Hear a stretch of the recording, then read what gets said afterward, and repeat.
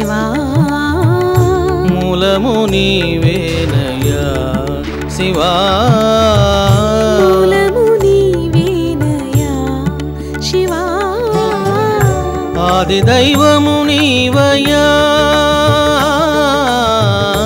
ఆది దైవము నీవయ్యా నామము రూపము గుణములు లేని నామము రూపము గుణములు లేని ఆత్మజ్యోతివి నీవు శివా ఆత్మజ్యోతివి నీవు శివా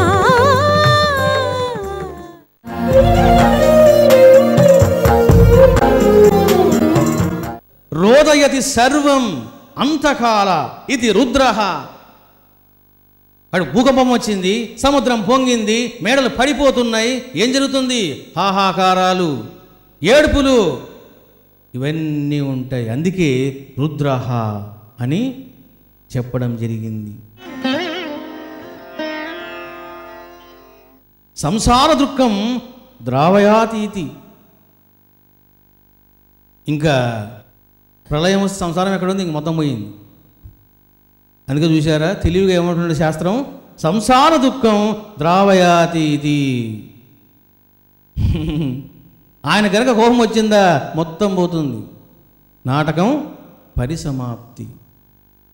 మరి ఇక్కడ మీకు రహస్యాన్ని చెప్తూ ఉన్నా. సరే బాగానే ఉందండి, శివుడు అందరికంటే గొప్పవాడు. ఆ శివుని కింద సదాశివుడు ఉన్నాడు, ఆ సదాశివుని కింద మహేశ్వరుడు ఉన్నాడు, మహేశ్వరుని కింద రుద్రుడు ఉన్నాడు. మరి మనం శివయాగం చేయకుండా రుద్రయాగం ఎందుకు చేస్తున్నామండి అనే క్వశ్చన్ కొంతమందికి వస్తుంది. రుద్రుడి కంటే కూడా శివుడు గొప్పవాడు కదా, మళ్ళీ శివయాగం చేయకుండా రుద్రయాగం ఎందుకు చేస్తున్నాం అనే డౌట్ చాలామందికి వస్తుంది. వచ్చిందా బాబు? మాకెందుకు వస్తుందండి? 8 అయింది, ఉప్మా టైం అయింది అనుకుంటున్నామే.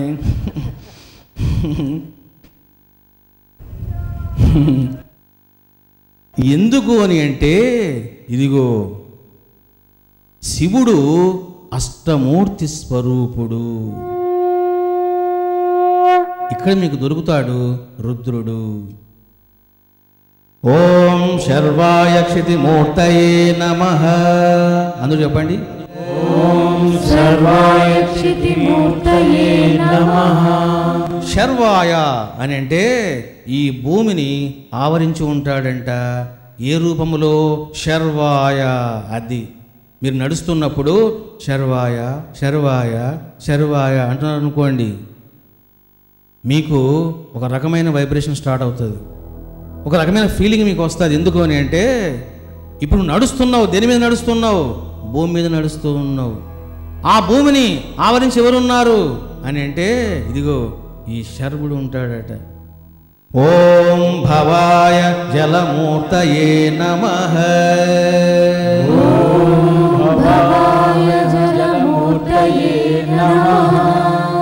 ఈ జలాన్ని ఆవరించి ఎవరుంటారు అని అంటే భవాయ.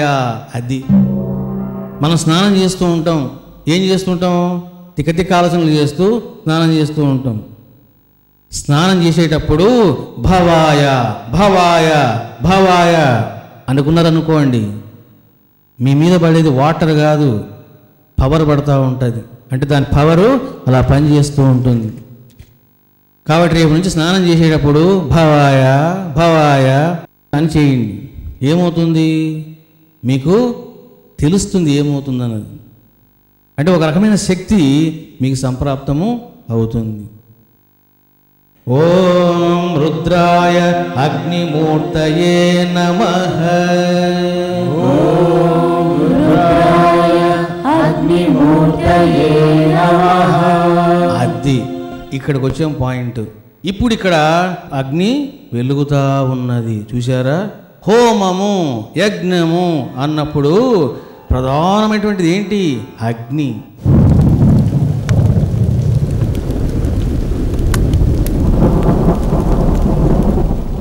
అగ్ని లేకపోతే ఏముంది? ఏం లేదు, ఇంకా హోమం లేదు.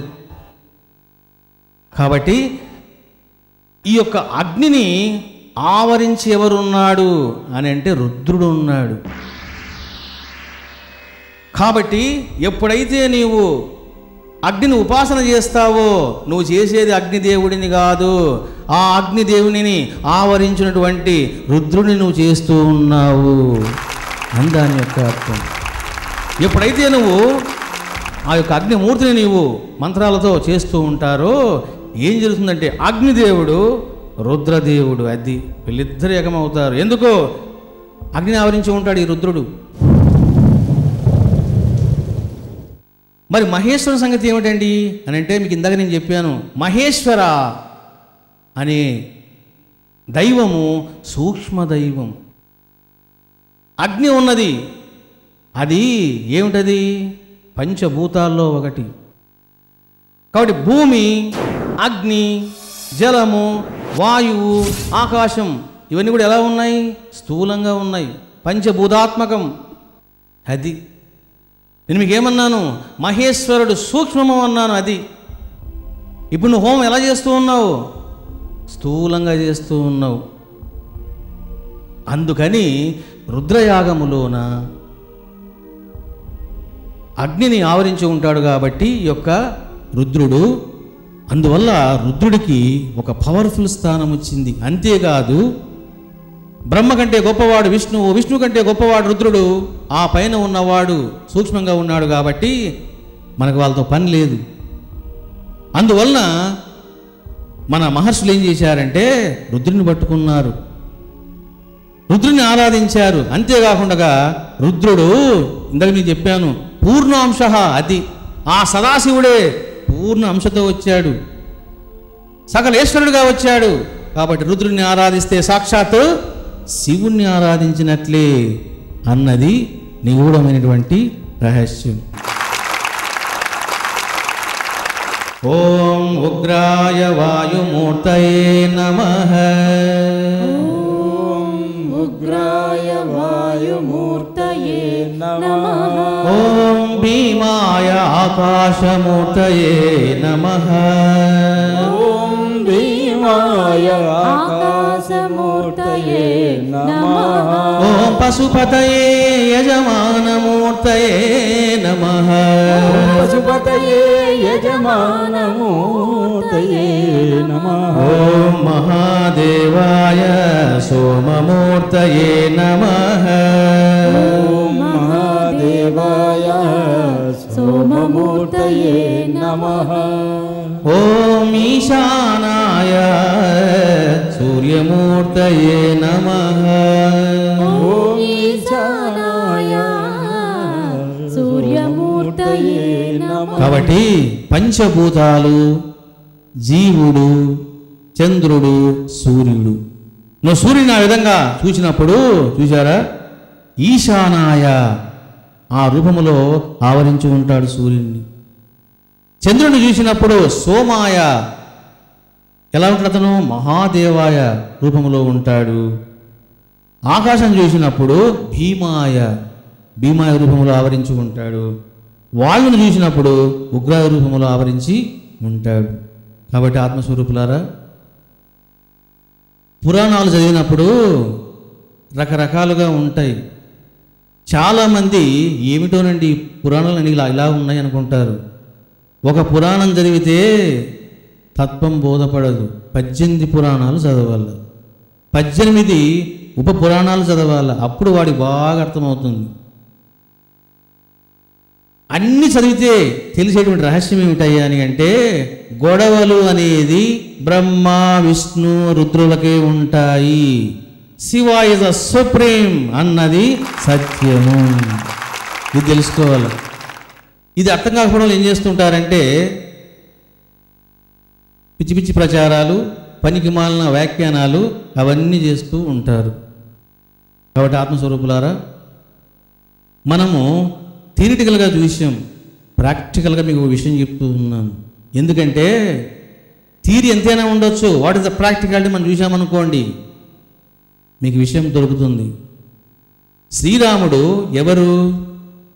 విష్ణు అవతార స్వరూపుడు.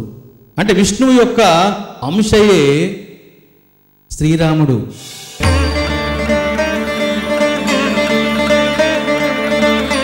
విష్ణువు వేరు, రాముడు వేరు. ఇది చాలామంది తెలియదు. విష్ణువు యొక్క అంశ అవతారమే రాముడు, అంతే. ఇప్పుడు ఆంజనేయ స్వామి ఉన్నాడు, శివుడు ఉన్నాడు. ఎవరు ఆంజనేయ స్వామి? శివుని యొక్క అంశ అంతేనా. But Hanuma is not Shiva. శివుని యొక్క అంశయే హనుమంతుడు. అదేవిధంగా రాముడు ఎవరు అని అంటే విష్ణువు యొక్క అంశ. మరి విష్ణు అంశతో పుట్టినటువంటి శ్రీరాముడు విష్ణువును ప్రతిష్ఠ చేసుకుంటా పోవచ్చు. ఏం చేశాడు? ఎన్నో శివలింగాలను ప్రతిష్ఠించాడు శ్రీరామచంద్రమూర్తి.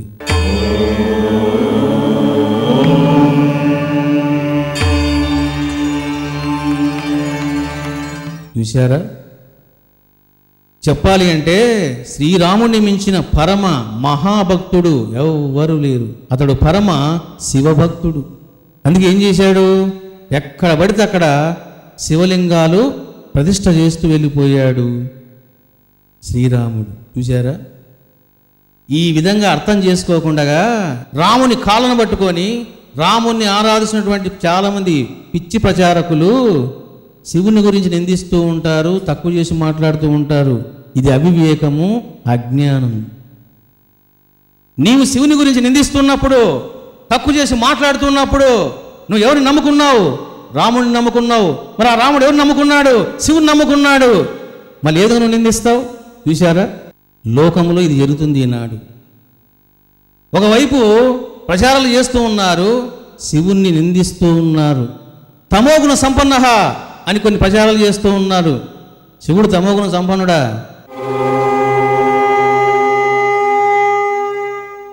సత్వ రజో గుణ అనేటువంటివి వాళ్ళు పెట్టారంతే. పిచ్చి పిచ్చి వ్యాఖ్యానాలు చేయడము ఇవన్నీ జరుగుతూ ఉన్నాయి. మరి వాట్ ఇస్ ద రియాలిటీ అన్నప్పుడు నేను మీకు ఇందాక చెప్పాను, రాముడు ఎన్నో శివలింగాలను ప్రతిష్ఠ చేస్తూ వెళ్ళాడు. అంతేకాదు, అయోధ్యకు వెళ్తే మీకు రహస్యం బయటపడుతుంది. ప్రతిరోజు కూడా నిత్యము శివాలయానికి వెళ్ళి శివాభిషేకాలు చేసేవాడంట శ్రీరాముడు. అది నిత్యకృత్యం శ్రీరాముడికి. మరి శ్రీకృష్ణుడు ఏం చేశాడు? చూశారా? శ్రీకృష్ణుడు కూడా 1 సంవత్సరము కఠోరంగా తపస్సు చేశాడు శివుడి కోసమై. శ్రీకృష్ణుడు ఎవరి యొక్క అవతారము? విష్ణువు యొక్క అవతారం. ఎందుకు తపస్సు చేశాడు అని అంటే చూశారా? The level of Rudra is greater than Vishnu అన్నది సత్యం.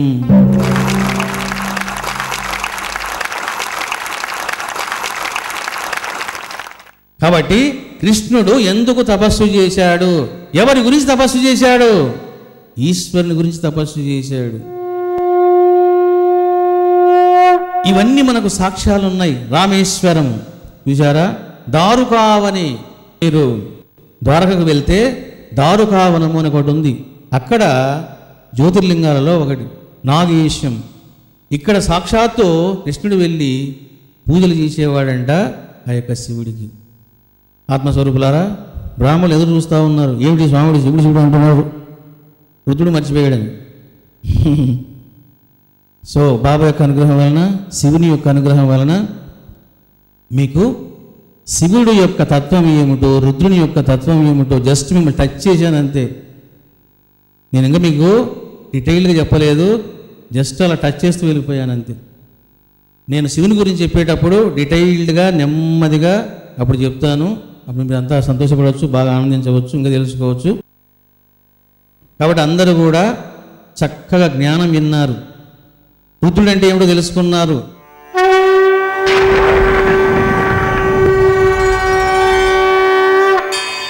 అందరూ చెప్పండి, శ్రీ సచ్చిదానంద సద్గురు సాయినాథ్ మహారాజుకి జై, పరమశివునికి జై, పరాశక్తికి జై.